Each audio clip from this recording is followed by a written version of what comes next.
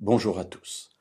Nous avons vu hier qu'un ange vient apaiser la crainte, les inquiétudes de Joseph et lui révéler que l'enfant que Marie porte n'est pas le résultat d'un adultère, mais que le Saint-Esprit est venu afin que Marie puisse enfanter un enfant extraordinaire qui sera Dieu parmi nous.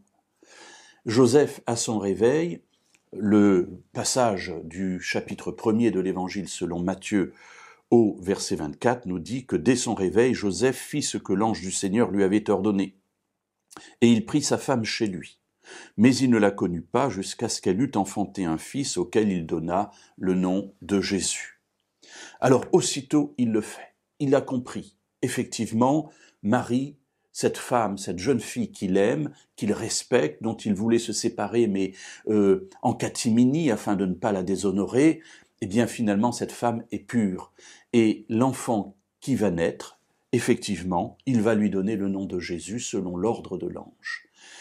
Alors qu'est-ce que cela nous apprend ? Eh bien que la naissance de Jésus est bien une naissance d'une femme vierge. Marie était bien vierge lorsqu'elle a enfanté. Alors cela peut paraître extraordinaire, oui, ça l'est, c'est extraordinaire. C'est un événement qui n'a eu lieu qu'une fois dans l'histoire de l'humanité, parce que toutes les autres femmes qui étaient stériles et qui ont enfanté parce qu'elles avaient eu des relations sexuelles avec leur mari. Or là, ça n'est pas le cas. Le mari n'y est pour rien. Mais dès qu'il se réveille, il prend avec lui Marie.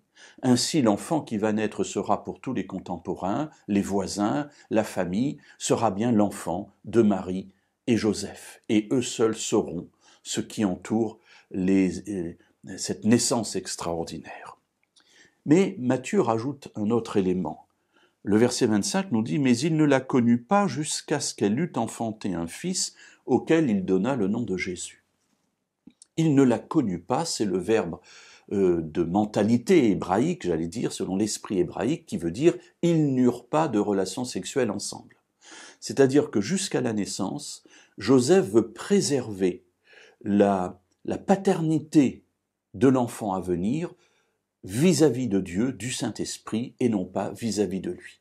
Avoir des relations sexuelles avec cette femme qui porte le Fils de Dieu, l'Immanuel, Joseph ne le conçoit pas et il respecte Marie jusqu'à la naissance de l'enfant.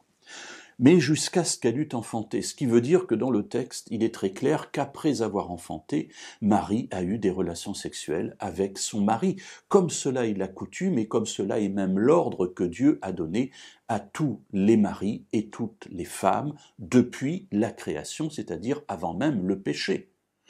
La relation sexuelle est aussi l'enfant qui est à naître, dans la majorité des cas, fait partie des bénédictions que Dieu a données. Alors tout couple en Israël a des relations sexuelles ensemble et a aussi des enfants. Alors cela veut dire que Marie a été vierge, oui, jusqu'à la naissance de Jésus, mais qu'ensuite ils ont eu une vie de couple normale. D'ailleurs, dans un psaume messianique, le psaume 69, il nous est dit quelque chose d'intéressant. Psaume 69, verset 9, psaume messianique, c'est-à-dire il a des éléments qui se rapportent à la vie du Messie.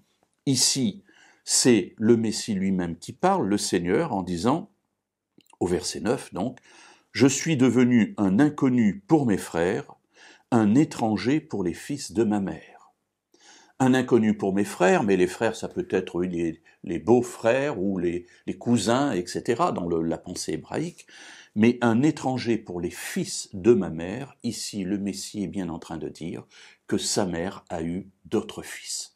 Et cela sera confirmé par d'autres passages d'ailleurs du Nouveau Testament, lorsque la famille de Jésus vient pour l'emmener, parce qu'ils le prennent pour un fou. Voilà donc encore des éléments extraordinaires sur la vie de Jésus, et demain nous poursuivrons notre découverte ensemble.